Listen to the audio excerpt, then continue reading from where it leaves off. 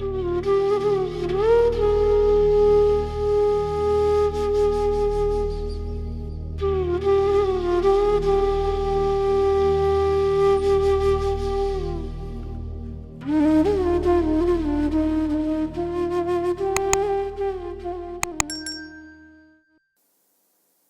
गुरुजी। गुरुजी महाराज और आप जी की सारी साध संगत को मेरा कोटि कोटि प्रणाम। कुछ दिन पहले ही अनुज जी से ही डिस्कस कर रहा था मैं कि आज के दिन गुरु महाराज जी का सत्संग शेयर करना चाहिए या नहीं।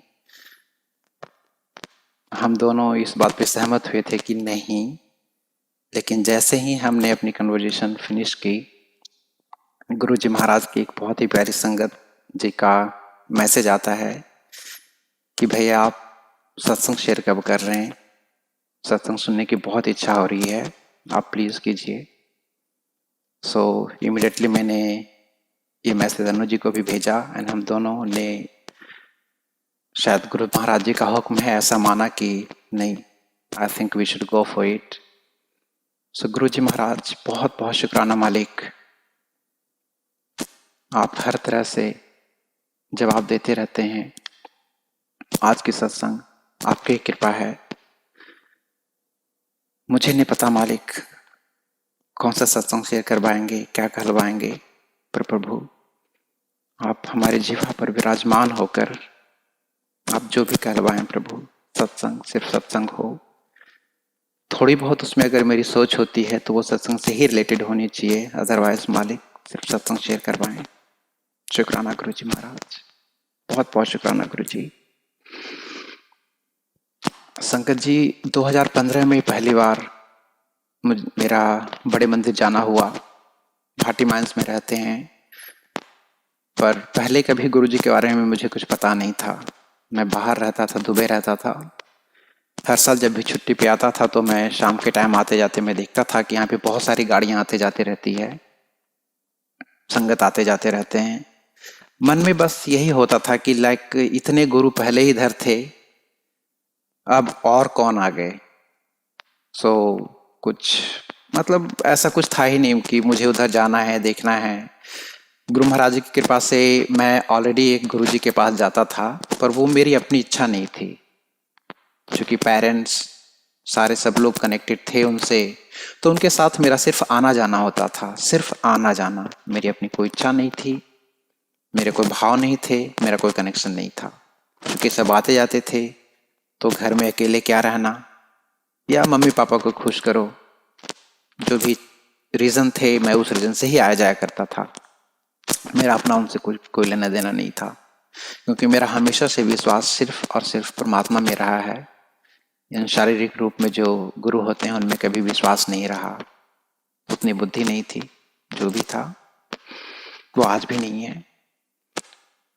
2015 की छुट्टी में जब मैं आया हुआ था तो एक शाम को मैं अपने दोस्त के साथ उसके घर पे ही बातें कर रहे थे एंड सडनली मेरे दिमाग में बात आई गुरुजी का। तो मैंने उससे पूछा, मैं कह रही गुरुजी कौन है। उसने कहा कि यार कोई भगवान भोले शंकर के बहुत बड़े भक्त रहे हैं, उन्होंने अब शरीर त्याग दिया है एंड बताते हैं कि इस मंदिर में जो भी 4 बार जाता है उसकी सारी मनोकामनाएं पूरी हो जाती है। मुझे लगा कि ठीक है, 4 बार जाने की बात है ना, 4 बार हो आएंगे हम। सो मैंने कहा चलो आज चलते हैं। मैं घर आया, I have twins, Guru Maharaj जी की ब्लेसिंग्स। उन दोनों बच्चों को और उस दोस्त के साथ हम चारों बड़े मंदिर चले गए। वहाँ पे गए तो जैसे ही हमने दरबार में कदम रखा तो मैंने लेफ्ट राइट दोनों तरफ देखे, गुरुजी महाराज के स्वरूप जो लगे हुए हैं। देखते ही मन में यही इच्छा आई सबसे पहले कि ये भी तो कोई शारीरिक मतलब हमारे जैसे ही इंसान रहे होंगे, इन्होंने बहुत भक्ति की होगी, मालिक की कृपा, इन्हें वो सारी सिद्धियां प्राप्त हो गई होगी और अब ये गुरु बन गए हैं। तो जब कोई इंसान ऐसा कर सकता है तो मैं क्यों नहीं, पहली बात। और दूसरी बात कि अगर किसी शारीरिक इंसान को ही अपना गुरु अपना भगवान बनाना है तो मेरे मम्मी पापा के वो गुरु क्यों नहीं जिनके पास हमारा आना जाना होता है। उनको अपनाकर मैं अपने माँ बाप का भी प्यार थोड़ा सा और ज़्यादा पा सकता हूँ। इनको तो कुछ जानते भी नहीं होंगे। ये सब मन में सारी बातें आती रही एंड मैं गद्दी के पास पहुँच गया। वहाँ पे तो देखा कि सारे लोग, जो भी संगत थी, गद्दी के आगे मत्था टेक रहे हैं, पर गुरु महाराज जी के गद्दी के साथ में ही भगवान भोले शंकर की प्रतिमा है, उनकी तरफ कोई देख भी नहीं रहा। मुझे लगा यार ये बड़ी अजीब दुनिया है, यहाँ पे कोई विराजमान भी नहीं है पर हर कोई यहाँ पे मत्था टेक रहा है। भगवान भोले शंकर की प्रतिमा साथ में, उनकी तरफ कोई देख भी नहीं रहा। मैं तो इनको नहीं मानने वाला। मैं इनके गद्दी के आगे मत्था नहीं टेका, भगवान भोले शंकर जी के आगे जाके मैंने मत्था टेका और उनसे मैंने यही बोला कि आप ही मेरे इष्ट देव हो, आप ही मेरे परमात्मा हो, आप ही मेरे गुरु हो। मुझे किसी और गुरु से कोई लेना देना नहीं है, मेरे लिए आप ही सब कुछ हो। उनके आगे मत्था टेक कर, गुरु जी से माफ़ी मांगकर कि मैं आपको नहीं जानता, आप कौन हो, जब तक आप अपनी पहचान नहीं कराओगे मैं आपको नहीं मान सकता। बाहर आए, बाहर आते ही मंत्र जाप शुरू हो गया। उस टाइम शब्द बानी चल रहे थे जिसका मुझे बिल्कुल पता नहीं था कि क्या चल रहा है क्या नहीं, कुछ भी नहीं। बाहर आते ही मंत्र जाप चला तो सब संगत जी को, उस टाइम गैलरी के लेफ्ट हैंड साइड में जो गार्डन बना हुआ है संगत जी, वहाँ पे टेंट लगा हुआ करते थे 2015 में, और वहीं पे मालिक की कृपा से लंगर प्रसाद हुआ करता था। सो हमें गाइड किया गया, हम वहाँ जाकर बैठ गए। मंत्र जाप खत्म होते ही लंगर प्रसाद सर्व होना शुरू हो गया। हमें बताया गया था कि लंगर प्रसाद में बहुत ब्लेसिंग्स है, इसका एक एक कण तक आपको खाना है। हमने वही करा। इच्छा कैसी थी, भाव कैसे थे, मुझे कुछ नहीं पता, पर जो हमें बताया गया उसे हमने फॉलो करने की पूरी कोशिश की। घर आ गए। 2 दिन बाद मुझे अपने बेटे को लेकर हॉस्पिटल जाना था, जिसका इलाज पिछले 5 सालों से चल रहा था। उसके फेस पे पैरालाइज का अटैक आया करता था। तो डॉक्टर यही कहते थे कि इस रोग का कोई इलाज नहीं है, दवाई से कुछ टाइम तक ये रुक सकता है, बट जैसे जैसे आगे बढ़ते जाएंगे लाइफ में ये बच्चा अब नॉर्मल होता जाएगा एंड दिवालिया हो जाएगा, पागल हो जाएगा एक टाइम आकर। एंड इस तरह से बातें कही जाती थी हमें। मुझे तो कुछ ऐसा महसूस नहीं होता था कि लाइक चलो डॉक्टर ने जो कहा है वो कहा है, जो होना है वो होना है, मैं क्या कर सकता हूँ, हमारी जो ड्यूटी है हम उसे निभा सकते हैं, दैट्स इट। जब 2 दिन के बाद मैं उस हॉस्पिटल में गया तो वहाँ पता चला कि डॉक्टर अंकल अब नहीं रहे, वो परमात्मा के पास सिधार चुके हैं। तो मुझे बस यही, मैं और रजनी, हम दोनों के यही साझा जो हमने डिसीजन लिया कि हम हॉस्पिटल चेंज करते हैं। अब हमें इतनी दूर आने की ज़रूरत नहीं है, जब वो डॉक्टर ही नहीं रहे तो हमें क्या करना, अब चलो दूसरे हॉस्पिटल में चलते हैं। तो हम घर के थोड़े पास बसंत कुंज फोर्टिस में गए।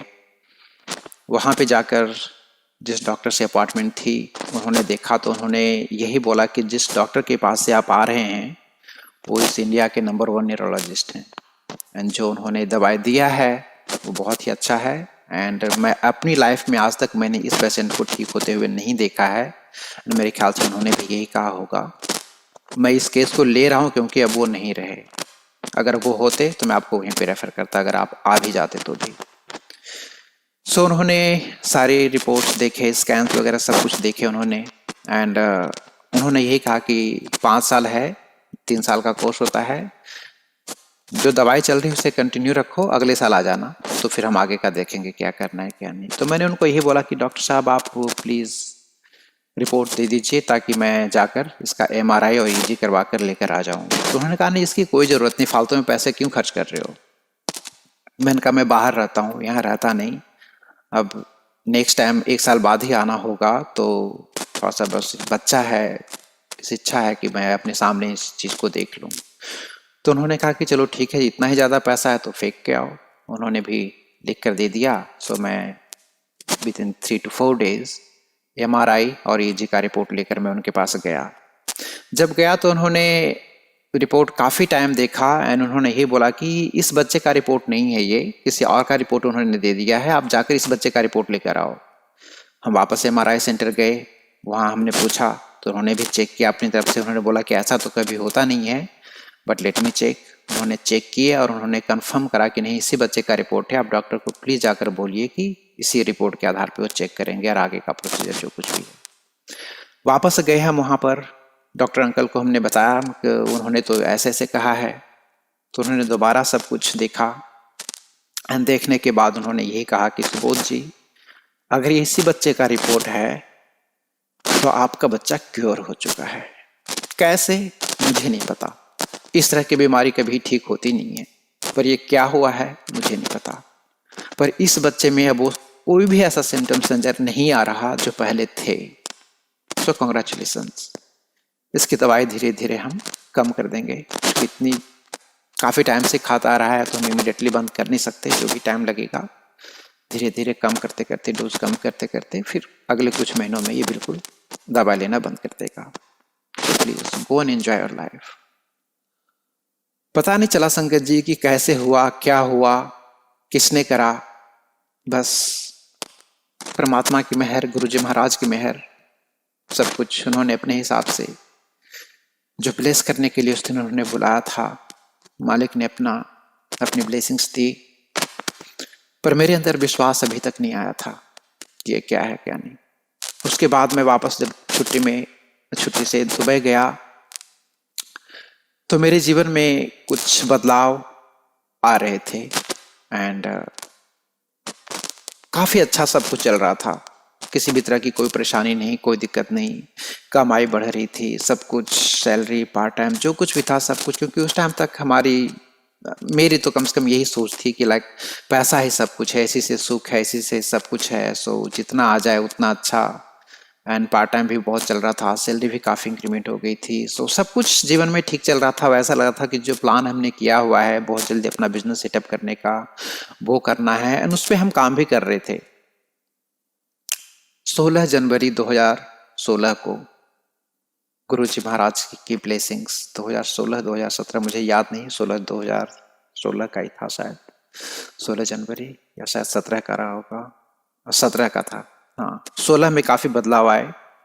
16 जनवरी 2017 को जब मैं एडनेक, वहाँ पे एक एग्जीबिशन सेंटर है, जब मैं काम पे गया हुआ था, उस इवेंट पे मेरे पास नहीं था। मैं इवेंट में काम कर रहा था ऑलरेडी। मेरा क्लाइंट आके बोलता है कि सुबोध जी ऐसे ऐसे एक प्रॉब्लम आ रही है बाहर के उसमें शो में, सो अगर आप देख लेंगे तो मुझे अच्छा लगेगा and I will be more than happy. मैंने बोला चलो ठीक है, हम होके आते हैं। तो उन्होंने बताया कि वो बाहर है, गेट के बाहर जाना पड़ेगा। तो मैंने उनको बताया कि अगर गेट के बाहर गए तो मैं अंदर नहीं आ पाऊंगा क्योंकि मेरे पास नहीं है। तो उन्होंने अपने बॉस का पास मुझे निकाल के दे दिया और उनके बॉस टर्की के एम्बेसडर थे। वो आईडी मेरे पास थी एंड मैं बाहर गया। बाहर जाते वक्त तो कोई परेशानी नहीं आई। जब बाहर आए तो सिक्योरिटी ने स्कैन किया, वो ट्रेनर होते हैं, सो वहाँ पे कोई फ़र्क नहीं पड़ा। मैं भी यही कर रहा हूँ कि यार कैसे कैसे देखो यहाँ पे मतलब किस तरह की सिक्योरिटी होती है। मैं किसी और का पास लेके घूम रहा हूँ, मेरे कोई प्रॉब्लम ही नहीं है। पिछले 13 सालों से था वहाँ पे, इस तरह की आज तक लाइफ में कोई दिक्कत नहीं आई थी। तो मुझे लगा कि सब कुछ नॉर्मल रहेगा, ऐसी कोई दिक्कत नहीं है। जैसे ही उस सिक्योरिटी पॉइंट को क्रॉस किया हमने, एक जेंटलमैन आते हैं मेरे आगे वाइट कंदोरे में लोकल, एंड उन्होंने मेरे पास को अपने हाथ में लिया और उन्होंने यही बोला कि ये आपका पास नहीं है। मैंने कहा हाँ जी ये मेरा पास नहीं है। एंड बस इतना ही मैंने बोला था कि जो क्लाइंट थे हमारे, उन्होंने बातें करनी शुरू की उनसे और उन्होंने बोला कि ये आप 5 मिनट का टाइम दे दो, कुछ ज़रूरी काम है, हम वो काम फिनिश करके हम इनका पास बना कर ला कर इनको दे देंगे। संगत जी वो सीआईडी वाले थे एंड वहाँ पे होता है कि सीआईडी ने अगर आपको पकड़ लिया है तो उनको गवर्नमेंट की तरफ से 500 दिरहम्स मिलते हैं। उन्होंने मुझे पकड़ा 500, एक और अपने आप आ गए 1000, तो वो 1000 को क्यों जाने देंगे। उन्होंने अपनी सेवा की, जो उनकी ड्यूटी थी वो निभा रहे थे पूरी ईमानदारी से। उन्होंने सीनियर सीआईडी के हवाले कर दिया और उन्हें डॉक्यूमेंट्स वगैरह करके पुलिस के हवाले कर दिया। पुलिस हमें लॉकर रूम लेकर गई, रात भर हम लॉकर में रहे। नेक्स्ट डे जब हम कोर्ट गए तो कोर्ट में हमें बरी कर दिया गया, लेकिन ये कह के कि जी इस तरह से गलती आप लोग नहीं करना, बहुत सीधे साधे लोग लग रहे हो, इसलिए हम अपनी जिम्मेवारी पे आपको छोड़ रहे हैं, पर आगे से थोड़ा सा ध्यान रखना ये हमारा लॉ है जिसे हमें फॉलो करना है। माफ़ी वगैरह मांगकर हमने जो भी फाइन्स वगैरह देने थे वो हमने देकर वापस आ गए। जीवन सब कुछ वैसा ही चलता रहा, जो तरक्की चल रही थी, जो स्पीड पकड़ा हुआ था, बस सब कुछ वैसे ही चल रहा था अपने हिसाब से। 10 महीने बाद मुझे किसी कंपनी से ऑफर आया, वहाँ पे और भी अच्छी सैलरी थी। एंड और भी अच्छी सैलरी होने के बाद मेरा ये एक और फ़ायदा हो गया था कि जिस कंपनी को मैं छोड़ के गया था, यहाँ से मेरे लिए पार्ट टाइम का ऑफर बहुत ज़्यादा आ गया था। तो अब तो ऐसा था कि अब मैं अपनी कंपनी खोल ही दूँ। एंड तैयारी भी करने की सोच रहा था कि अब मुझे 2-3 महीने में अपनी कंपनी खोल लेनी चाहिए, ताकि जो क्लाइंट हैं मेरे, वो मेरे पास ही रहेंगे। अपने क्लाइंट के लिए मैं खुद काम करूं, अपने लिए काम करूं, किसी दूसरी कंपनी के लिए नहीं। तो मन में ये सारी बातें थी। उस ऑफ़र को स्वीकार किया मैंने, वहाँ पे पहले काम करना शुरू कर दिया। जब भी मेरे फ़ोन पे मैसेज आता है एक ड्यूरिंग दोज डेज कि जी 26 नवंबर को आबू धाबी कोर्ट में आपका सेशन है एंड आपको वहाँ पे रहना है, मुझे लगा पता नहीं किसी और का मैसेज होगा, मैंने इग्नोर किया। 24 नवंबर को मेरे पास फ़ोन आता है पुलिस से कि जी 2 दिन बाद आपका सेशन है, सो यू रेडी। मैंने कहा नहीं जी, कौन सा सेशन, मेरा तो कोई सेशन नहीं है। तो उन्होंने बताया कि ये आपके पास ये मैसेज नहीं आया इस तरह का कोई भी। मैंने कहा मैसेज तो आया था काफ़ी पहले ही, बट लाइक मुझे नहीं लगता कि वो मेरे लिए है, वो किसी और के लिए होगा, क्योंकि मेरा किसी भी केस से कोई लेना देना नहीं है। तो उन्होंने मेरा नाम, मेरी आईडी कंफर्म की, उन्होंने बोला कि ये आपका ही है। मैंने कहा मेरे पास ऐसा क्या प्रॉब्लम है, मतलब कौन सी प्रॉब्लम है जो मुझे अभी तक इसके लिए जाना है। तब उन्होंने वो चीज़ें बताई, तो मैंने कहा ऐसा हुआ था, पर वो तो मुझे बरी कर दिया गया था। करे नहीं, वो केस फिर से ओपन हो गया है, तो आपको जाना है। मैंने कहा ठीक है, मैं चला जाऊंगा। जैसे उस दिन एक रात को रहे थे, एक रात और रहना पड़ेगा, कोई बात नहीं, पर कुछ पैसे ले देकर हो सकता है। तो मैं काफ़ी पैसे भी लेकर गया वहाँ पे कोर्ट। एंड वहाँ पे जाने के बाद पूरे 1:30 बजे तक, 8 से लेकर 1:30 बजे तक मैं पूरा कोर्ट ढूंढता रहा कि वो कमरा कहाँ है, वो कोर्ट रूम कहाँ है जहाँ पे मेरा सेशन होना है। उस गेट से एक बार नहीं, कई बार आगे पीछे हुआ, मैं इधर उधर आया गया, लेकिन मुझे उस जगह पे कहीं, मतलब यहाँ पे ऐसा कुछ हो रहा है, ऐसा कुछ पता ही नहीं चला। फाइनली 1:30 बजे मुझे ये बताया गया कि आपका जिस रूम को आप ढूंढ रहे हो वो रूम यही है। मैं गया तो मैंने जो उनके जज साहब के पीए थे, तो मैंने उनको पेपर दिए, तो उन्होंने कहा कि जी जज साहब, तो आपका नाम बुलाते बुलाते थक गए, आपने कोर्ट क्या अवहेलना की, आपको पता है इसकी सज़ा क्या हो सकती है। मैंने कहा जी मैं तो 8 बजे से आया, मैं ढूंढ रहा हूँ, पर मुझे कोई रूम मिला ही नहीं। करे अब जज साहब जा चुके हैं, अब कोई फ़ायदा नहीं है, आप जाओ अगला डेट ले लो। उन्होंने ही जब भी अगला डेट दे दिया मुझे, 26 दिसंबर का। 26 दिसंबर को मैं 8 बजे पहुंच गया। जाते ही मैं वहाँ पे जैसे ही गया, तो वो जेंटलमैन वहीं पे बैठे हुए थे, गुरु महाराज जी के सेवक। अब तो मैं यही कहूँगा, मालिक की ब्लेसिंग्स है जो सारे सब कहते हैं ना कि अपने गणों को एक साथ भेजा हुआ था। उन्हीं में से एक ये भी थे जो अपनी ड्यूटी को निभा रहे थे। वो नहीं जो वो चाहते थे, वो जो गुरु जी महाराज ने चाहा। उन्होंने मुझसे कहा कि जी आज तो कोर्ट बैठेगी नहीं, आप वापस चले जाओ। 26 दिसंबर है, कल पार्टी हुई, तो आज कौन आने वाला है, ना कोई जज साहब आएंगे, ना कोई क्लाइंट आने, कुछ कोई नहीं आने वाला, सो आप जाओ, 2 दिन बाद आके अपना फाइनल सेंटेंस लेकर जाना। तो ये जब उन्होंने बोला कि 2 दिन बाद आकर फाइनल सेंटेंस लेकर जाना, मुझे लगा कि 2 दिन के बाद ये कह रहे हैं कि आज कोर्ट नहीं बैठेगी, 2 दिन बाद, मतलब 2 दिन बाद मेरा सेशन होना है, ना कि फाइनल सेंटेंस मिलना है। अगर फाइनल सेंटेंस मिलने की बात है, इसका मतलब ये कुछ ना कुछ बदमाशी कर रहा है। अब बात आई कि जब तक वो पेपर लेंगे नहीं, वो पेपर आगे जाएगा नहीं, और मैं उनसे बहस कर नहीं सकता। जब एक बार उसने मना कर दी, मतलब कर दी, उसकी क्या इच्छा है वो जाने, मुझे क्या करना, छोड़ो, जो होगा देखा जाएगा। मैं भी वापस चला गया। 2 दिन बाद जब 28 दिसंबर को मैं गया, तो जाते ही उन्होंने कहा कि जी आपका सेंटेंस आ चुका है, नीचे रिसेप्शन से जाके अपना सेंटेंस ले लो। अगेन मेरे कोई सवाल नहीं, मैं चुपचाप नीचे रिसेप्शन में गया। उन्होंने मेरे को सेंटेंस दे दिया, अरबी में लिखा हुआ था, कुछ समझ भी नहीं आया। उन्हीं से मैंने पूछा कि जी इसका इंग्लिश में कम से कम समझाओ आपके क्या लिखा हुआ है, तो उन्होंने ट्रांसलेट किया मेरे लिए। संगत जी, वो जो सेंटेंस था मेरा, वो ये कि मुझे 3 साल की सजा हुई है एंड लाइफ टाइम के लिए मैं डिपोर्ट किया जा चुका हूँ। 3 साल जेल भुगतने के बाद मेरे पैरों तले जमीन खिसक चुकी थी, सारा आसमान बिखर चुका था मेरे लिए। चिंता मुझे इस बात की नहीं हुई कि मुझे 3 साल जेल में रहना पड़ेगा, चिंता मुझे इस बात की थी कि 3 साल तक मेरा परिवार क्या करेगा। उनके लिए मैंने इतना ऐसा कुछ इकट्ठा नहीं करके रखा हुआ है। कमाई बहुत थी संगत जी, बहुत थी, लेकिन जितनी कमाई थी उसके हिसाब से मैं इन्वेस्ट भी कर रहा था अलग अलग जगहों पे फ्यूचर प्लान के लिए। लगा के अगर पैसे इकट्ठे होते 3 साल के लिए घर वालों के साथ तो कोई प्रॉब्लम ही नहीं थी, वो अपना कैसे भी आराम से जीवन काटते, मैं जेल में रहता, 3 साल बाद निकलते, जो होता देख लेते, कोई बात नहीं। पर अब मैं क्या करूं, मैं तो जेल में रहूंगा, मेरा घर परिवार सब कुछ बिखर जाएगा। चिंता मुझे सिर्फ उस बात की थी। तो मैंने पूछा कि जी कितने दिन का टाइम है मेरे लिए। उन्होंने कहा कि 1 हफ्ते का टाइम है आपके पास, आप जाकर अपने बिल्स जो भी हैं सब क्लियर करके 1 हफ्ते बाद आ जाना। 7 जनवरी 2018 को मैंने अपने आप को उनके हवाले कर दिया। एंड जेल जाने के बाद इतने में जो भी मेरे लोकल बिल्स थे, ताकि मुझे लोकल कोई परेशानी ना आए, किसी तरह का और कोई लीगल एक्शन ना लिया जाए, एक के बाद दूसरा या दूसरे के बाद तीसरा, इसलिए मैंने लोकल सारे बिल्स क्लियर कर दिए थे। एंड जो भी था, अब घर में मैसेज जा चुका था।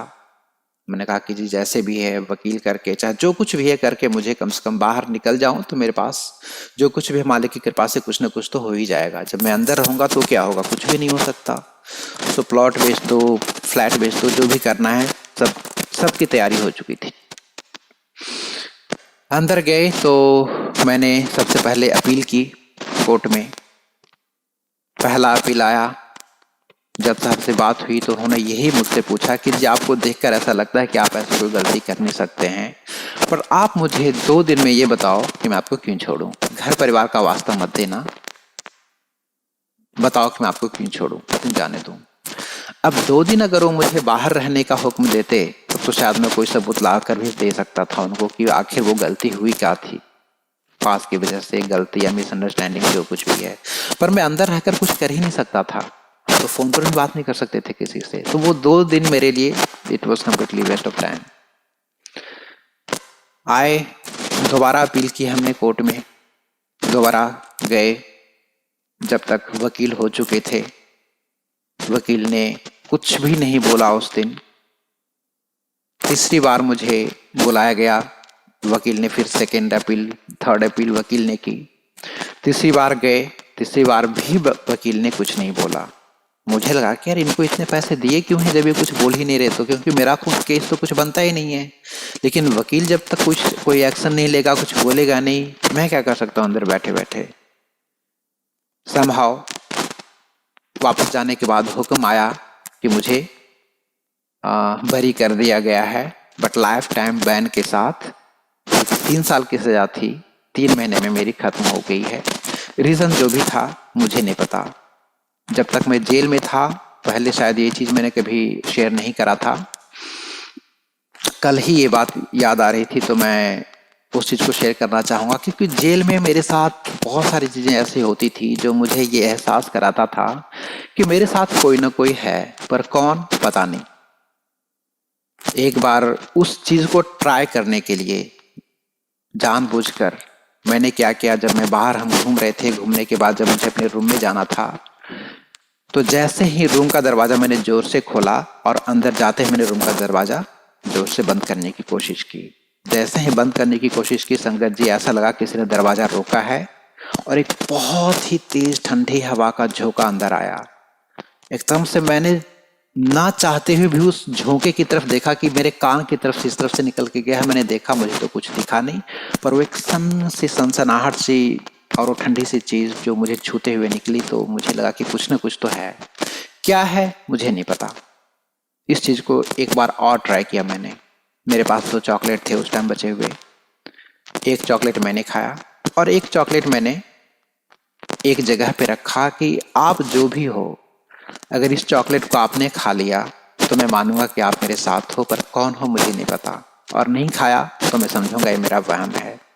थोड़ी देर बाद सोकर जब मैं उठा था तो संगत जी सिर्फ वहाँ पे रैपर रखा हुआ था, चॉकलेट नहीं था। अब वो कौन थे, क्या था, क्या नहीं, मुझे कुछ नहीं पता। पर हाँ, ड्यूरिंग दोज 3 मंथ्स मुझे जेल में किसी तरह की कोई परेशानी नहीं आई। सब कैदियों से काम करवाया जाता था, अलग अलग जगह भेजे जाते थे, पर मेरे साथ ऐसी कोई प्रॉब्लम नहीं आई। हर कोई मेरी इज्जत करते थे, सुपरवाइजर वगैरह भी मुझे कभी किसी काम के लिए नहीं बोला। और बड़े ही इज्जत से आकर बात करते थे। अब वो सब क्या था मुझे नहीं पता। मैं खुद हैरान होता था कि मेरे साथ ही ये सारे लोग इस तरह से बिहेव क्यों करते हैं। पर जब कोई काम के लिए कहते नहीं थे तो मैं भी कुछ करता नहीं था। जिस तरह से भी जीवन बिता जेल में, गुरु महाराज जी की कृपा, वापस आने के बाद मेरे पास कोई भी रास्ता नहीं था कि मैं अब अपने जीवन में क्या करूं। मैं इंडिया में जॉब कर नहीं सकता था क्योंकि जिस हिसाब से मेरी सैलरी थी उस हिसाब से इन्वेस्ट कर रहा था मार्केट में। अब वो सैलरी नहीं रही, अब वो उस इन्वेस्टमेंट का भी क्या। पहली बात, सैलरी में तो मैं कर ही नहीं सकता इंडिया की सैलरी में। जब तक अपना बिजनेस नहीं होगा मैं कुछ नहीं कर सकता। बिजनेस होने के बावजूद भी मेरा यही प्लान था कि मुझे कुछ कट करने पड़ेंगे अपने इन्वेस्टमेंट में, जो भी करें उसे मुझे कैश क्लेम करना पड़ेगा, चाहे मतलब इस तरह से मेरा ड्रॉप ऑफ प्लान था। फाइनली यही हुआ कि अब एक फ्लैट है जो इट वाज ह्यूज, एंड अगर मैं ये बेच दूं तो मेरे छोटे फ्लैट के ईएमआई जाया करेंगे, प्लस अपना बिजनेस भी स्टार्ट कर सकता हूँ इसमें से, और कुछ महीने के लिए पैसे भी बच जाएंगे ताकि अपना घर परिवार भी ठीक ठाक चलता रहे।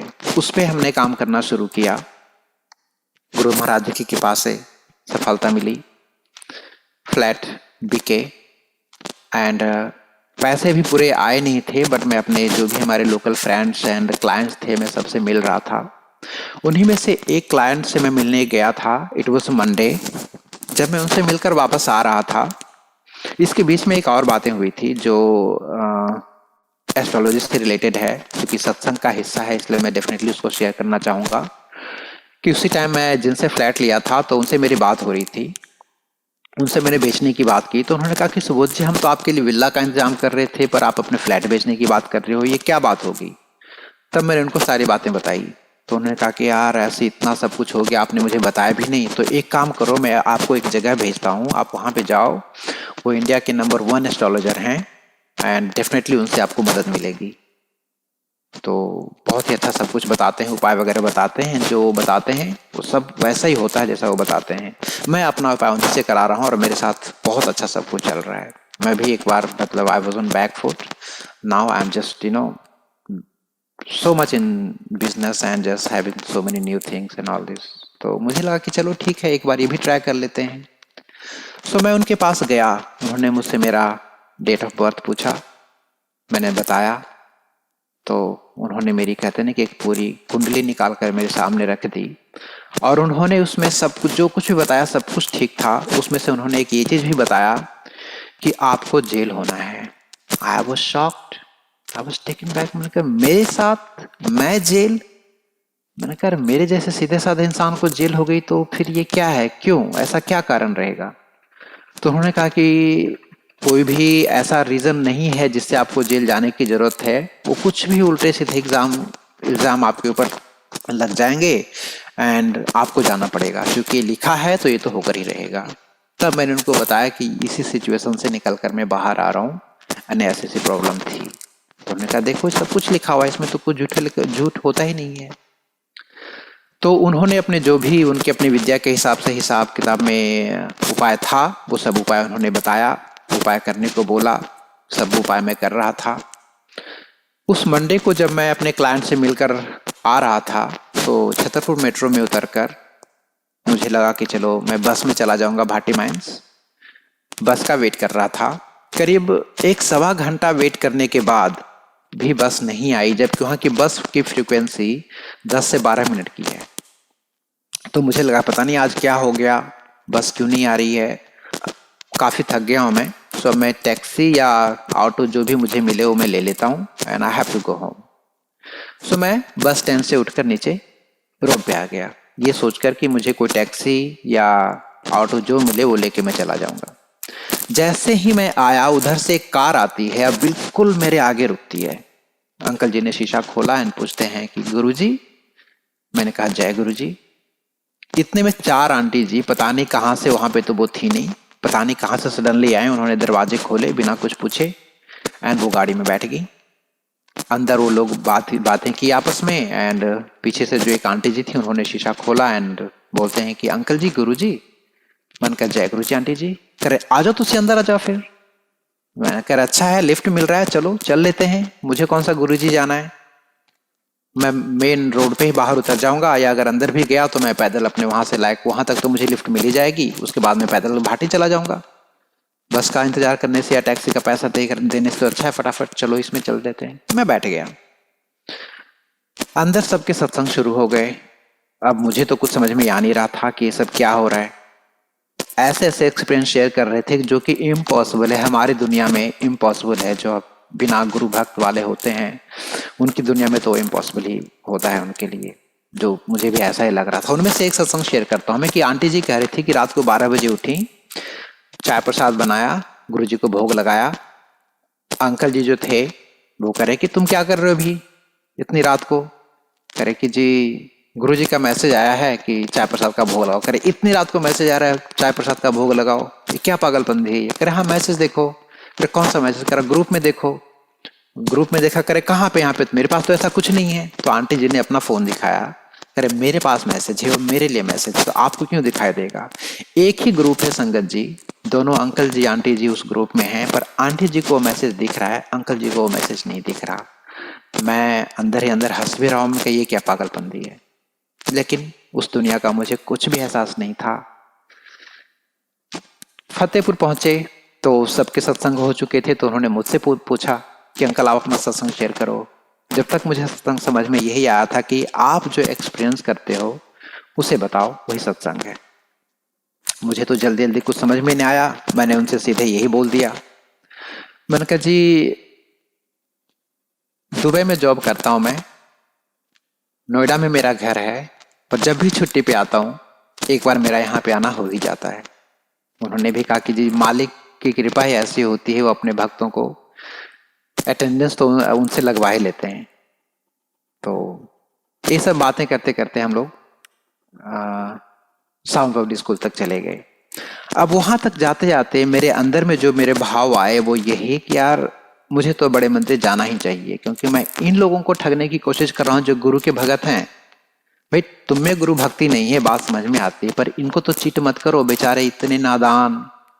5 लोग, पांचों एक दूसरे को जानते नहीं, एक साथ आए गुरु भक्त बनकर एंड आपस में अब एक दूसरे के साथी हो चुके हैं, तो इन लोगों को चीट करना अच्छा नहीं है। सो इनको एहसास मत होने दो कि तुम गुरु भगत नहीं हो। सो ये सोचकर मैं इन लोगों के साथ ही बड़े मंदिर चला गया। जाकर गुरु महाराज जी से मैंने यही कहा कि गुरु जी महाराज आपको अच्छी तरह से पता है कि मैं आपके पास आना नहीं चाहता था, पर आप क्यों यहाँ बुलाए हो मुझे नहीं पता, पर ये मेरा आखिरी वक्त है, इसके बाद मैं आपके पास नहीं आने वाला। चला गया। उस दिन मंडे था तो समोसे प्रसाद चाय प्रसाद मिला, लेकर मैं चला गया। अगले मंडे को मैं फिर से क्लाइंट से मिलकर आ रहा था। चूंकि ये मंडे था, मंडे को पूरे दिन बड़े मंदिर खुलते थे, सो मुझे लगा कि आज भी कोई ना कोई मुझे मिलेंगे। अगर मैं बस से जाने की कोशिश करूंगा तो बस तो आएगी नहीं, कोई ना कोई गुरु भगत आ जाएंगे और मुझे लेकर बड़े मंदिर चले जाएंगे जहां पे मुझे जाना ही नहीं है। मैंने क्या चालाकी की, जैसे ही मेट्रो से उतर के आए तो जहाँ पे ग्रामीण सेवा होती है शेयरिंग वाली, मुझे लगा भी इन लोगों को तो 15 रुपये से मतलब है। उस टाइम 15 रुपये लगा करते थे। मैंने कहा इन लोगों को तो 15 रुपये से मतलब है, क्या मतलब बनता है कि मैं 2 किलोमीटर पे उतर रहा हूँ या मंदिर तक जा रहा हूँ, जहां बोलोगे यहाँ उतार देंगे। मैं मोड़ पे उतर जाऊंगा, आगे मैं भाटी पैदल चला जाऊंगा, इन लोगों को जाने दो बड़े मंदिर। ये सोचकर मैं उसमें बैठ गया। संगत जी सावन पब्लिक स्कूल के पास पहुंचकर जो नज़ारा मैंने देखा, मुझे लगा कि यार ये क्या हो रहा है। लेफ्ट एंड सेंटर दोनों लेन बिल्कुल जाम पैक, गाड़ियां मूव नहीं हो रही। राइट लेन बिल्कुल फ्री में बहुत स्पीड में चल रही है। इस ऑटो वाले अंकल जी ने ऑटो को राइट लेन में ले लिया। मैंने कहा इन लोगों को ऑटो चलाना भी नहीं आता, पता नहीं कि इनकी लेन कौन सी है, इनको या तो लेफ्ट या सेंटर में रखते। ये राइट में जा रहे इतनी स्पीड में तो कार के लिए होनी चाहिए। मगर इन लोगों को कुछ पता होता नहीं, इसलिए यहाँ पे इतने ज़्यादा एक्सीडेंट होते हैं, अपनी लेन में चलते ही नहीं है। अब इनको कौन समझाए। अब इच्छा तो मुझे वहाँ उतरने की थी, मैंने चलो वहाँ तक पहुँच जाएंगे, वहाँ तो ये ऑटो वाला रोकेगा ही रोकेगा। जैसे ही हम वहाँ पे पहुँचे उस टी पॉइंट पे सेवादार अंकल जी खड़े, सारी गाड़ी जो भी आ रही है सारी गाड़ियों को वो गुरुजी महाराज की मंदिर की तरफ मोड़े जा रहे। मैंने कहा अरे इनको ट्रैफिक का रूल भी नहीं पता कि कौन सी गाड़ी को सीधे, किसको यू टर्न, किसको लेफ्ट, किसको राइट, मतलब कुछ नहीं पता। और ये पता मतलब आता तो कुछ है नहीं, आके सेवक बन जाते हैं कि जी हम सेवा कर रहे हैं। क्या सेवा कर रहे हो आप? बड़ा गुस्सा आ रहा था। जैसे ही इस ऑटो वाले ने लेफ्ट ली सेवादार के हुक्म के हिसाब से, मुझे लगा कि मैं इनको बोल दूं कि जी आप यहीं रोक दो, मैं यहीं उतर जाता हूँ। फिर लगा कि अगर मैं यहाँ पे बोलता हूँ तो इनके पास थोड़ी, कहते हैं ना कि कभी भी जवाब दे देते हैं ये किसी को भी। तो अगर जैसे ही मैं बोलूँगा कि जी रोक दो, मुझे यहीं उतरना है, तो वो भी उल्टे मुँह जवाब दे देंगे कि जी आपके गुरुजी यहीं रहते हैं क्या? मैंने कभी गुरुजी की बेइज्जती हो जाएगी। मुझे कोई फ़र्क नहीं पड़ता, पर जो संगत है इनको तो फ़र्क पड़ेगा। मैंने चलो कोई बात नहीं, थोड़ा सा आगे चल लेते हैं बड़े मंदिर तक, वहाँ से वापस आ जाएंगे। सो बड़े मंदिर तक गए, जैसे यहाँ पे उतरे तो मैं वापस आने लगा तो मैंने क्या महसूस करा कि मैं अपना कदम आगे बढ़ा तो रहा हूँ, एक कदम आगे बढ़ाऊं तो मुझे ऐसा लग रहा है जैसे कोई मुझे 3 कदम पीछे खींच रहा है। और मैं सच में संगत जी में पीछे की तरफ जा रहा था। अपना एक कदम आगे बढ़ाऊं तो 3 कदम पीछे। मैंने कहा यार ये क्या हो रहा है? मैंने कहा सुबोध ज्यादा कंफ्यूज मत हो, शायद अंदर से बुलावा है, तो एक बार चल लो। आज तो आखिरी बार है, आज के बाद तो आना ही नहीं है, थोड़ा सा टाइम लग जाएगा, आधा घंटा, कोई बात नहीं, चल लो। तो संगत जी मैं चला गया। जैसे ही दरबार में गया तो मालिक से मैंने यही कहा कि गुरुजी महाराज, मैं आज भी बड़े मंदिर नहीं आना चाहता था, आप क्यों बुलाए हो मुझे नहीं पता, पर आज ही आखिरी टाइम है, आज के बाद मैं नहीं आऊंगा। एंड मैं बाहर जाकर चाय प्रसाद, समोसे प्रसाद लेकर मैं घर चला गया। जीवन में सब कुछ वैसा ही बिखरा हुआ था, कुछ भी सुधर नहीं रहा था। चेक्स जाते जा रहे थे, पैसे जाते जा रहे थे, कुछ भी आने का नाम नहीं था, 1 पैसे का इनकम नहीं, जाने के सारे रास्ते खुले। समझ में नहीं आ रहा था क्या करूं क्या नहीं। न दिन को चैन, न रात को चैन। रात को 3-3, 4-4 बजे तक मुझे नींद ही नहीं आती थी। लगता था कि इतना मेहनत करने वाला इंसान, इतनी तरक्की करने वाला इंसान, सडनली उसके हाथ पैर एकदम से, कहते हैं ना कि रोक के रख दिए हैं, किसी ने बांध के रख दिए हैं। क्या मैं करूं तो करूं क्या? इंडिया में जॉब कर नहीं सकता था, जॉब के कुछ ऑफर थे भी, पर जब तक वो आपको पेमेंट नहीं मिलेगी जो आपके एक्सपेंसेस हैं, क्या करोगे अपने आप को बांध कर? वहां पे बंध जाओगे तो फिर आपके पास दूसरा रास्ता ढूंढने का समय भी नहीं है। जब तक मैं फ्री हूं, I can look for it. So बात यही आई कि मुझे अपना बिजनेस ही करना है। अब वो जो सर्वर मुझे चाहिए था इतनी आसानी से, इतना मार्केट से मिलता भी नहीं है। And you know I have to go for so many other things.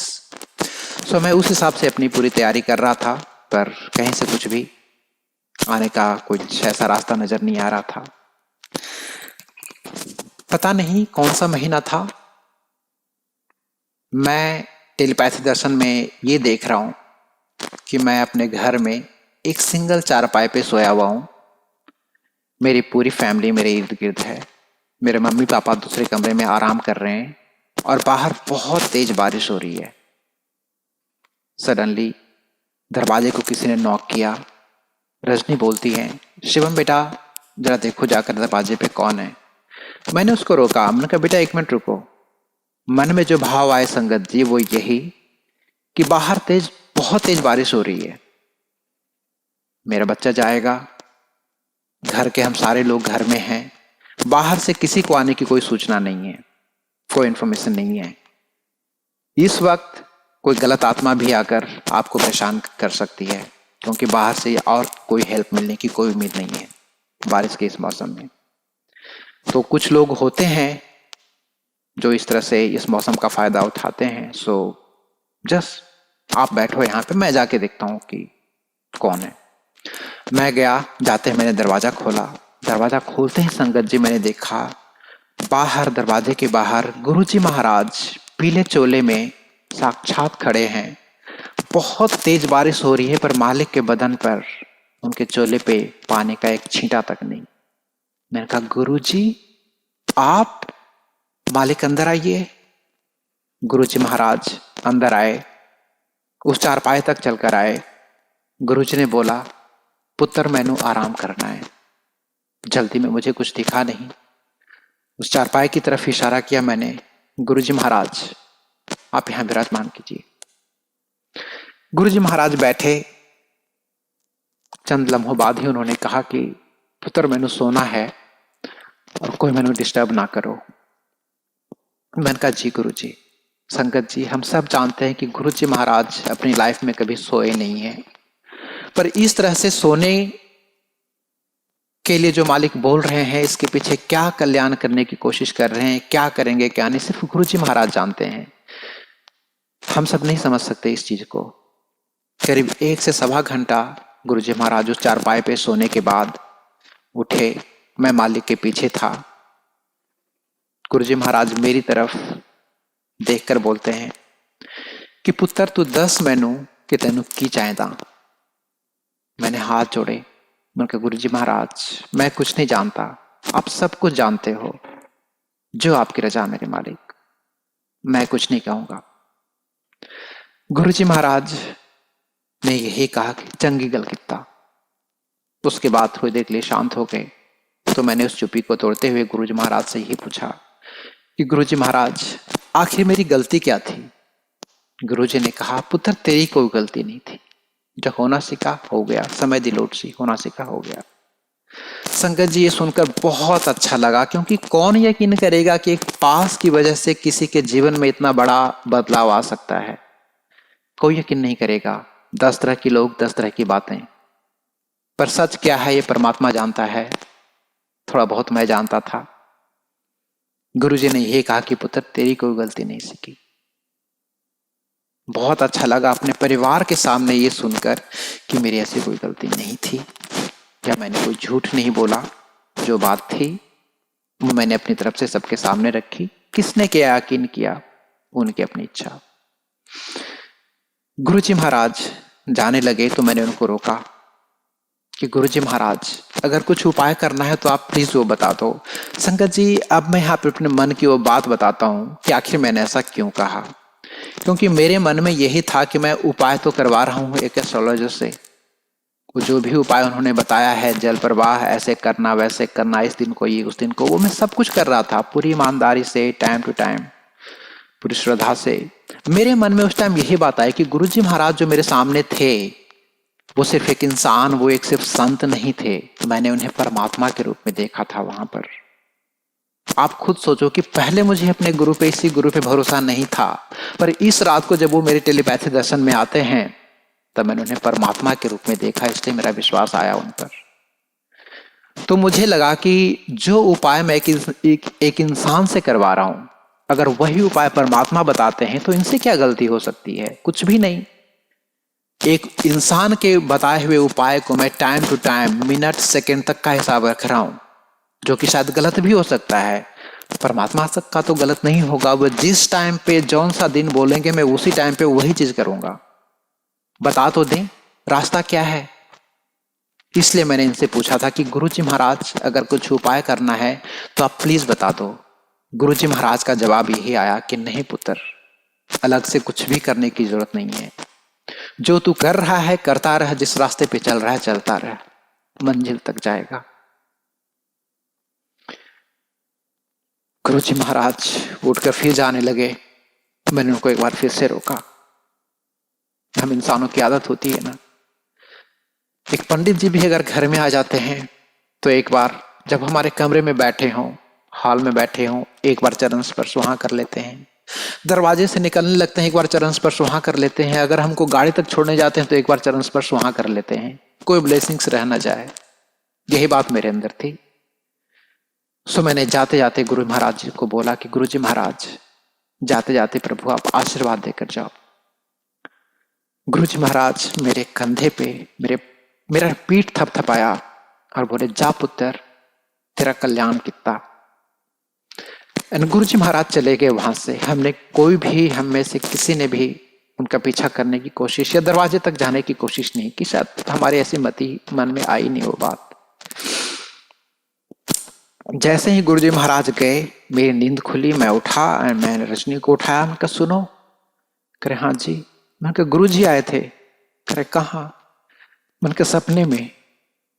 And वो सारी की सारी बातें मैंने रजनी से कह दी। संगत जी, उस टाइम जो खुशी मेरे चेहरे पे, मेरे कहते कि मेरे आत्मा में जो वो खुशी थी, उस खुशी को ऐसा लगता है मैं कब से तलाश कर रहा था, पर नहीं थी वो मेरे अंदर।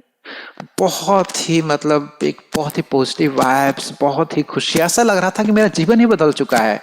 वो सब सारी परेशानियां खत्म हो चुकी है जिस चीज से मैं जूझ रहा था, जबकि हकीकत तो ये है कि सब कुछ मेरे सामने ही था। पर ऐसा लग रहा था वो विश्वास कि सब कुछ, अब सारी परेशानियां खत्म हो चुकी हैं, मालिक आए हैं, वो ब्लेस करके गए हैं, अब सब बदल जाएगा। अब मैं जो भी गुरु जी महाराज ने ब्लेसिंग्स दी, उसको मैं एक कहते हैं ना कि एक उसका आंसर ढूंढने लग गया। उन सारी संगतों से, बहुत सारी संगत से मिला मैं, बड़े मंदिर में, आसपास में। अरे सबको ये सुनाता था कि कोई तो मुझे जवाब दे कि इसका मतलब क्या है, पर कहीं से कोई कुछ भी जवाब नहीं मिल रहा था संगत जी। 30 दिसंबर 2018 को मैं गुड़गांव अपने आंटी जी के पास गया। वहां पे बैठकर बातें होने लगी। बातों बातों में उन्होंने, मेरी आंटी जी ने यही बोला कि आपके पास जो गुरुजी हैं, आपके घर के पास ही गुरुजी हैं, आप वहां पे क्यों नहीं जाते हैं? आप वहां पे जाओ, उनको मानो, कि उनकी बहुत मतलब ब्लेसिंग्स होती है। उनका सत्संग घर में होता है ना, बहुत ब्लेसिंग्स होती है उनके सत्संग में। हमने भी घर में करवाया था। तो पता है, हमारे घर में जो हमने जोत जलाई थी गुरुजी महाराज की, वो जोत की लौ जो है वो आधे मीटर, 1-1 मीटर तक ऊपर जाती थी। मैंने कहा अच्छा, ऐसा कैसे? हम तो घर घर में पाठ करवाते हैं, वो काफी मतलब हवन वगैरह होता है, तो उस हवन में भी इतनी ऊंची तक लौ नहीं जाती। आंटी आप कह रहे हो कि दीपक से इतनी ऊंची लौ जाती है, मतलब उनकी ब्लेसिंग्स को आप ये कहना चाह रहे हो कि हम अपनी आंखों से देख सकते हैं? करे हाँ। मैंने कहा अच्छा, मैं भी घर में सत्संग करवाऊंगा। करे जी आप कैसे करवाओगे, आप तो गुरु जी को मानते भी नहीं हो। तो गुरु जी की महिमा, गुरु जी के वो टेलीपैथी दर्शन मैंने आंटी जी को शेयर किया। जब मैं शेयर कर रहा था, जब भी वो उनकी कहते ना कि आंखें फटी की फटी रह गई। वो एकदम बड़े ही ध्यान से सुन रहे थे कि अच्छा, इतना सब कुछ हुआ आपके साथ। मैंने कहा हाँ जी। पर मुझे कुछ समझ में नहीं रहा था। करें, गुरु जी का सपने में आना सिर्फ सपना नहीं होता। मैं पिछले 6 साल से गुरु जी को मान रही हूँ। आज तक कभी कोई मुझे फ्रेग्रेंस नहीं आई, कभी सपने में नहीं आए। सुबोध, आपके सपने में अगर वो आए हैं, आप उनको मानना शुरू करो, फिर देखो आपका कल्याण कैसे होता है। आप सबको छोड़ दो, जिनको भी मानते हो, सिर्फ अपने मालिक को मान लो, गुरु जी को मान लो, फिर देखो आपका कल्याण कैसे होता है। अब बात तो मुझे कुछ समझ में नहीं आई कि क्या कहने का मतलब क्या है, पर वो सवाल जो मेरे जहन में चल रहा था कि आखिर उसका मतलब क्या है, जो भी गुरु जी महाराज ने टेलीपैथी दर्शन में दिखाया, उसका मतलब क्या है। तो मुझे यही लगा कि शायद जो आंटी जी ये कह रही हैं कि आप उनको मानना शुरू कर दो और फिर देखो नजारे। मन में भी यही बात आई कि बस मालिक, एक बार मैं आपके चरणों में आ जाऊं, मंदिर आ जाऊं। सिंस इट वॉज 30th दिसंबर, मुझे लगा कि मैं 31 दिसंबर को गुरु महाराज जी के चरण शरण में जाकर अपना सब कुछ उनके चरणों में छोड़कर ये कह के आ जाऊं कि मालिक, 2018 जो आपने दिखाए हैं, इसे हमारे जीवन में दोबारा नहीं लाना। कल से 2019 होने वाला है। नई जीवन, नई शुरुआत, नई ब्लेसिंग्स अपनी कृपा के साथ। 31 दिसंबर को हमारे कॉलोनी में न्यू ईयर की प्लानिंग थी। चूंकि मैं वहाँ पे था तो सारे आसपास के बच्चे थे कि चाचू आप यहाँ पे हो तो हम मना भी लेंगे, अदरवाइज हमारे पेरेंट्स तो हमें छोड़ते ही नहीं है, आपके साथ तो हमें रहने भी देंगे। सो हम पूरी तैयारी कर रहे थे सुबह से ही। 2 बजे के आसपास मैं रजनी को बोला, मैंने कहा आप तैयार हो जाओ, हम एक बार बड़े मंदिर होकर आते हैं। जब तैयार होकर हम निकले, इट वॉज 2:55। जैसे ही निकले तो जो जहाँ पे तैयारियां चल रही थी, उनको 1 घंटे का काम मैं दे चुका था। मुझे लगा था कि आज मंडे है, जाके समोसा प्रसाद, चाय प्रसाद ही तो मिलेगा, फटाफट लेके आ जाएंगे गुरु जी के चरणों में अरदास लगा के, एंड फिर आके हम अपनी सेवा में लग जाएंगे। तो जैसे ही जाने लगा तो वहाँ पे एक सेवादार अंकल मिल गए जो हमारे वहाँ पे पूरी तैयारी कर रहे थे न्यू ईयर इवेंट की। मैंने उनको बोला, मैं कहा, उन्होंने मुझसे बोला कि चाचू आप कहाँ जा रहे हो?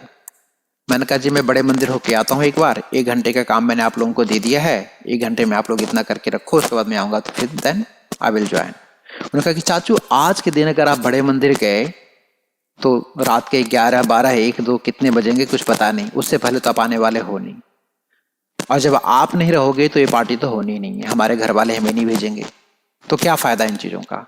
मैं कहा नहीं नहीं नहीं, 1 घंटे का काम मैंने दिया, आप लोग 1 घंटे का काम इतना फिनिश करके रखो जब तक मैं आ जाऊंगा 1 घंटे में, एंड उसके बाद में कंटिन्यू। कर लेंगे हम। कह रहे चाचा आप आज गए तो 1 घंटे में तो आ ही नहीं पाओगे, मानो मेरी बात मत जाओ। मैंने कहा गुरु जी का नाम लेकर निकले हैं तो मैं जाऊंगा तो जरूर, अगर ऐसी कोई बात है तो मैं दरवाजे से ही मत्था टेक के आ जाऊंगा, पर मैं 1 घंटे में आ जाऊंगा। ये बोलकर मैं निकला वहां से। जैसे ही हम जा रहे थे तो संगत जी और दिन तो मुझे ऐसा कुछ नजर नहीं आया, पर 31 दिसंबर 2018 को जो कि मंडे था, मैं देखा हमारी तरफ से भी इतनी सारी बसें इधर लेफ्ट राइट पूरी खड़ी है, लाइन बहुत लंबी लगी हुई है, बहुत सारी संगत है। फार्म हाउस के अंदर से संगत को निकाल कर मतलब अंदर बाहर पूरा किया जा रहा है। मैंने कहा इतनी सारी संगत आज के दिन क्या कर रही है यहाँ पे, ऐसा क्या है। मैं टी पॉइंट पे पहुंचा, वहां से मैंने राइट ली बाइक। किसी भी बाइक या कार को अंदर जाने नहीं दिया जा रहा था, मुझे रोका नहीं। हम अंदर चले गए। जैसे ही बड़े मंदिर के पास पहुंचे तो देखा यहाँ पे तो टेंट लगा हुआ है and sound system, video system, पूरा सब कुछ लगा हुआ है, बहुत जोर शोर की तैयारी चल रही है। मैंने कहा ये सब क्या है, आज के दिन ऐसा क्या होने वाला है, कुछ समझ में नहीं आया मुझे लगा कि भाई बाइक तो यहाँ पार्क करने नहीं देंगे। फिर पता नहीं क्या मन में इच्छा आई, टेंट के साथ ही 2 सेवादार अंकल खड़े थे, उनके बीच में मैंने बाइक लगा दी।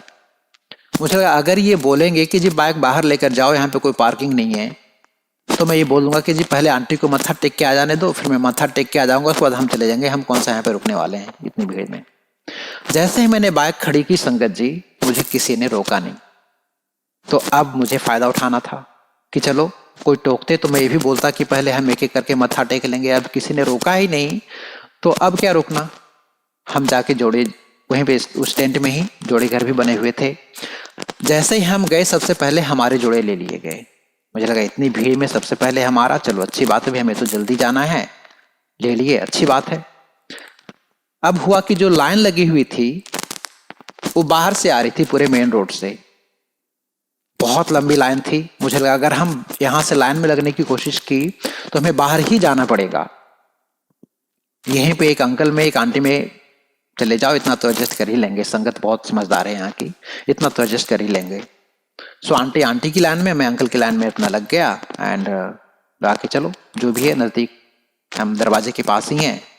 तीसरी लाइन मैंने देखी संगत जी, वो बिल्कुल खाली था, सिक्योरिटी गेट वहां पे लगा हुआ था पर उसमें कोई भी नहीं थे। मन में जो बात आई वो यही कि शायद किसी वीआईपी के लिए होगा। सेम टाइम पे मेरे मन में ये बात भी आ गई कि इस दर पे वीआईपी कौन है, जिसने जितना नाम ले लिया मालिक के उतना नजदीक, और कोई वीआईपी नहीं होता यहाँ पर। मालिक के दर में कौन सी पैरवी और कौन सा क्या। चलो क्या पता मालिक ने ये दर मेरे लिए खोल रखा हो, ये लाइन मेरे लिए खाली कर रखा हो। मन में ये बात आई और मैं उस गेट पे चला गया जो बिल्कुल खाली थी। जैसे वहां पे गया, सेवादार अंकल ने मुझे देखा, कुछ नहीं बोला। मैं समझ गया कि यहाँ से हम जा सकते हैं। मैंने आंटी को बोला, मैं कहा आप इधर आ जाओ, हम यहीं से अंदर चलते हैं, हम यहाँ से जा सकते हैं। इससे पहले कि आंटी जी मेरे पीछे आती, कोई 3 संगत आ चुके थे मेरे पीछे और उन तीनों का मतलब कुछ ऐसा था, विवरण अगर मैं कहूँ थोड़ा सा, कि शायद कोई लेबर थे एंड कहीं से आसपास से ही काम करके आ रहे होंगे। जाते आते उन्होंने सोचा कि चलो मत्था टेकते हुए चलो, चाहे जो कुछ भी, मतलब जो मुझे देखकर ऐसा लगा वो कुछ ऐसा था। तो मन में बात आई कि मैं या तो मैं पीछे चला जाऊं, भाई उनको तो मैं ये कह नहीं सकता कि आप पीछे चले जाओ, पीछे क्यों करना किसी को, मैं पीछे जा सकता हूं पर इनको तो पीछे नहीं कर सकता। आंटी 3 के पीछे हैं, मैं आगे हूं, हम आगे पीछे हो जाएंगे, या तो उनको आगे बुला लूं या मैं पीछे चला जाऊं। फिर मन में जो बात आई, जो मालिक का हुक्म कि कोई भी अपनी लाइन मत तोड़ना, जो जहां पे हो जैसे हो वैसे ही रहना, वहीं पे उसको ब्लेसिंग से, उसके हिसाब से मालिक की कृपा वहीं पे बरसती है। तो मुझे लगा मालिक की बात को क्यों टालना, मालिक का जो हुक्म है उसे मानो। आंटी जहां पे हैं वहीं पे हैं, मैं जहां पे हूं वहीं पे हूं, आगे जो मालिक की इच्छा। मन में सारी संगत है, कोई भेदभाव नहीं। जैसे ही बस कहते हैं विद इन फ्यू सेकेंड्स दिमाग में मेरी ये बात आई थी एंड मैंने अपना चेहरा जैसे ही आगे किया, सेवादार अंकल जो वहां पे गेट पे खड़े थे उन्होंने बोला कि अंकल आप आगे चलो। मुझे लगा कि यार ये क्या ड्रामा है, इतनी देर से सब सारी संगत, अंकल जी आंटी जी सब लाइन में खड़े हैं, इनको तो आगे जाने नहीं दिया जा रहा, मैं भी आगे खड़ा ही हुआ हूं, ये कहते हैं कि जी आप लोग ये अच्छी सेवा कर रहे हैं ना, चलो मुझे क्या, मुझे तो पहले जाना है, जल्दी जाना है घर, सो आई टेक दिस अपॉर्चुनिटी। हम अंदर चले गए। अब मैं जैसे ही हम अंदर गए, आगे जो सेवादार अंकल खड़े थे गणेश जी की प्रतिमा से पहले, गणेश जी से पहले, सबको गणेश जी की तरफ मोड़ रहे थे। और जैसे ही मेरा नंबर आया, 2 सेकंड के लिए पॉज लिया, फिर मुझे बोलते हैं अंकल आप सीधे चलो। अब मैं कर रहा हूं कि यार ये अच्छी सेवा कर रहे हैं, फिर से ये सब मेरे पीछे क्यों पड़े हैं। अगर मैं यहां से लेफ्ट जाता तो इन संगत के साथ में जो भी 1 घंटे 2 घंटे जितना टाइम लगता मैं अंदर चला भी जाता। अब ये मुझे सीधे बोल रहे हैं आगे जाऊंगा, वापस रिटर्न करके यहीं पे आकर वापस फिर से इसी लाइन में मुड़ के जाना पड़ेगा। मैंने कहा मेरी लाइन 1 घंटे की और लंबी हो जाएगी भीड़ के हिसाब से। मैंने कहा चलो, हुक्म तो मालिक का है, मैं क्या कर सकता हूं इसमें। मालिक का हुक्म मानना है। कहते हैं कि सेवादार जो कहते हैं वो माना करो, वो मालिक का हुक्म होता है। तो वो बात जहन में थी। मैंने बस हाथ जोड़कर स्माइल के साथ मैंने कहा जी अंकल जी। अब मेरे पीछे आने वाली मेरी आंटी हैं, वो 3 लोग कहाँ गायब हो गए थे मुझे नहीं पता, हमारे पीछे तो नहीं थे। आंटी के पीछे मैंने इतना लंबा चौड़ा देखा नहीं, पर मेरे पीछे आंटी जी थी। जैसे ही हम आगे बढ़े, 10 कदम ही आगे बढ़े होंगे कि अगर आप सीधे जाते हो तो आपके लेफ्ट हैंड साइड में गुरुजी महाराज की समाधि है।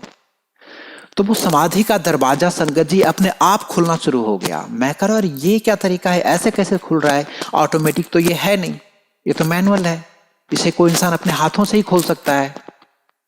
मुझे लगा पता नहीं गुरुजी महाराज मेरे लिए खोल रहे होंगे, मन में ये इच्छा आई और मैं समाधि के अंदर जैसे ही गया मुझे लगा कि फटाफट मत्था टेक लो, आशीर्वाद ले लो, इससे पहले कि वहां पे जो होंगे वो तुम्हें भगा दें कि हमने तुम्हें साफ सफाई के लिए खोला है, आप कैसे आ गए। जाते ही मत्था टेक लो। संगत जी मैंने यही किया, जैसे ही दरवाजा खोल के अंदर गए वहीं पे मैंने मत्था टेका। जो भी मन में इच्छा थी मालिक के चरणों में मैंने रखा। और जैसे ही खड़ा हुआ मैंने अपने राइट हैंड साइड में देखा कि बहुत ही, कहते नहीं कि उनके चेहरे पे काफी तेज था, बहुत ही हैंडसम, बहुत ही स्मार्ट, चमकता हुआ सा चेहरा। वो अंकल जी वहां पे थे एंड मैंने हाथ जोड़कर उनको जय गुरु जी बोला। उन्होंने भी स्वागत किया और उन्होंने बोला कि अंकल आप यहां से सीधे दरबार चले जाओ। अब उस जगह से दरबार का रास्ता मुझे ऐसा दिख रहा था कि जैसे कोई कारपेट लगा हुआ है, रेड कारपेट, और ये दरवाजा, ये रास्ता सिर्फ मालिक की गद्दी तक जा रहा है। जो पल भर के लिए मुझे ऐसा महसूस हुआ कि अगर मालिक यहां से दरबार तक जाएंगे तो उनके लिए जो सिचुएशन, जो रास्ता बनेगा वो ऐसा ही होगा। सारी संगत जो बड़े मंदिर में थी सब साइलेंट, सारे सेवादार एक दूसरे का हाथ पकड़ के सबको रोककर खड़े थे। पर संगत वहां की इतनी होशियार है कि वो कोई कोशिश भी नहीं करते हैं कि इनके हाथ को हटाकर आगे बढ़ो, कोई नहीं, सब अपने अपनी जगह पे साइलेंट पूरा खड़े थे हाथ जोड़कर। और मैं हाथ जोड़कर उन सब के बीच में से निकलता हुआ गुरुजी महाराज की गद्दी तक चला गया। विद इन फ्यू सेकेंड्स मैं वहां जाकर मैंने यही कहा, गुरुजी महाराज जो कुछ भी मन में इच्छा थी वो मैंने मालिक के चरणों में रखी। मन में फिर से क्या भाव आ रहे हैं कि मुझे 1 घंटे में घर पहुंचना है, 1 घंटा बोलकर आया हूं, यहां तक तो इतनी जल्दी आ गया, आगे समोसा प्रसाद चाय प्रसाद मिलना है, वो लेकर फटाफट घर चले जाएंगे, मैं 1 घंटे में पहुंच जाऊंगा। क्या हो रहा था उस टाइम मेरे साथ और मैं किस चीज की इच्छा कर रहा हूं, there is no comparison. But मेरी सोच ऐसी ही थी। मैं यही सोच के मालिक के चरणों में माथा टेक के आगे बढ़ा। जैसे ही लंगर हॉल में गए तो वहां पे देख के मैं फिर से हैरान कि आज तो मंडे है, ये चाय प्रसाद समोसे प्रसाद मिलने हैं, पर आज तो ये लंगर प्रसाद मिल रहा है यहाँ पे। अब ये क्या ड्रामा है, यहाँ पे मुझे और टाइम लगेगा। मैं सोच रहा था कि शायद मैं स्किप कर लूं, जहां से लेफ्ट लेना होता है वहां से लेफ्ट लेके मैं बाहर चला जाऊंगा, ये सोचकर मैं आगे बढ़ रहा था। जैसे ही वहां पे पहुंचा, सेवादार अंकल जी थे, उन्होंने बोला कि अंकल आप ऊपर चलो। मुझे ऊपर भेज दिया गया, हम ऊपर चले गए। एंड जैसे ऊपर गए तो देखा कि राइट हैंड साइड का जो हॉल है वो आधा भर चुका था संगत से। हम वहां पे बैठे। जैसे ही बैठे तो मन में यही बात आई कि यहां तक प्रसाद आते आते कम से कम आधा घंटा तो लगेगा, क्यों ना मैं अंकल को मैसेज कर दूं। मैं कभी मंदिर में फोन यूज करता नहीं, मालिक का हुक्म है no phone, means no phone. उस टाइम पता नहीं अपने आप में इतनी खुशी हो रही थी कि जो 3-4 घंटे में सफर तय होना था वो शायद कुछ मिनटों में ही हो गया यहाँ तक। तो मैं अंकल को फिर भी मैसेज करता हूँ कि लंगर प्रसाद आधे घंटे में आएगा, फिर 15-20 मिनट लंगर प्रसाद छकने में लगेंगे। सो मैं बोल देता हूँ कि जी 1 घंटा बोला था, पर शायद 1.5 घंटे के अंदर तो मैं पक्का आ जाऊँगा। ये मैसेज करने के लिए मैंने जैसे ही फ़ोन निकाला, मैंने क्या देखा कि मेरे आगे मेरे सामने मेरे आंटी जी हैं एंड वो अपना हाथ ऊपर कर रहे हैं, जैसे प्रसाद आ गया हो और प्रसाद लेने के लिए जो संगत हाथ बढ़ाते हैं अपना। मैंने कहा ये अपना हाथ आगे इस तरह से क्यों बढ़ा रहे हैं जैसे प्रसाद आ गया हो। मैंने देखा मेरे साथ में पैर भी हैं। मैंने कहा ये कौन खड़े हैं। मैंने देखा ऊपर एकदम के ओ माय गॉड, लंगर प्रसाद, जय गुरु जी। लंगर प्रसाद हमने ली एंड मुझे कुछ समझ में नहीं आया कि ये क्या है। मैंने देखा, मैंने कहा आजू बाजू एंड शुरू से देखा मैंने कि लंगर प्रसाद शुरू होता तो शुरू से शुरू होता, वहां से तो शुरुआत हुई नहीं। और सबसे पहली थाली गुरुजी महाराज जी की वो ब्लेसिंग्स हमारे पास आई। मैंने कहा यार ऐसे कैसे है, चलो शायद गुरुजी को पता होगा, सबसे पहले हमें जाना है। मालिक ने हमें प्रसाद दे दिया, छको और चलो। हमने लंगर प्रसाद छके। संगत जी जब तक हमारा लंगर प्रसाद फिनिश हो चुका था, हमारे आसपास लंगर प्रसाद का नंबर भी नहीं आया था। और हमारे देने के बाद वो लंगर प्रसाद की शुरुआत पहले से हो गई जहां से होना चाहिए था। लंगर प्रसाद लेकर हम घर आ गए। आते ही मैंने उन अंकल से मिला, मैंने बोला, घड़ी देखा तो एग्जैक्टली इट वॉज 1 आवर। मैंने उनको बोला कि 1 घंटा बोलकर गया था, पूरे 1 घंटा में यहाँ पे हम वापस आ गए हैं। उन्होंने कहा कि अंकल दरवाजे से मत्था टेकना होता तो मैं तो 20 मिनट में आ जाता, आपने तो फिर भी इतना टाइम ले लिया। मैंने कहा आपको नहीं पता। अंदर गए, समाधि स्थल के दर्शन किए, गद्दी के दर्शन किए, लंगर प्रसाद छके और तब आ रहा हूं मैं। उन्होंने कहा अंकल नॉर्मल डे भी जाओ ना तो ये 3 से 4 घंटे का प्रोसेस है, आज के दिन 7-8 घंटे से पहले तो भूल ही जाओ, तो ये संभव हो ही नहीं सकता। मैंने कहा जिन्होंने हमारी अरदास सुननी थी उन्होंने सुन ली, जो कबूल करना था मालिक ने कबूल कर लिया। आप मानो नहीं मानो मुझे कोई फर्क नहीं पड़ता। और हम सेवा में लग गए। अब बात आती है इस दिन की, गुरु महाराज जी की 31 दिसंबर 2018 की ये ब्लेसिंग्स। मुझे कुछ भी पता नहीं था ये सब मेरे साथ क्या हुआ है क्या नहीं। मालिक के से चरणों में बात है कि उनके सत्संग शेयर करने, सत्संग करने की जो इच्छा थी दिल में, उसकी तैयारी हमने शुरू कर दी थी। उसके लिए हमने अलग अलग सत्संग में आना जाना सब कुछ कर दिया था कि किसी तरह से जो कुछ भी है मालिक की कृपा से वो होता रहे। संगत जी इसी प्रोसेस में ढूंढ रहे थे कहाँ से क्या आंसर मिले, कैसे पता चले, सब प्रोसेस ढूंढ रहे थे। पर कहीं से कुछ ऐसा मतलब सीखने की कोशिश कर रहे थे, सब कुछ सीख रहे थे। साथ में मालिक के ऊपर वो जो विश्वास मालिक ने दी वो अपने हिसाब से मालिक ने दी।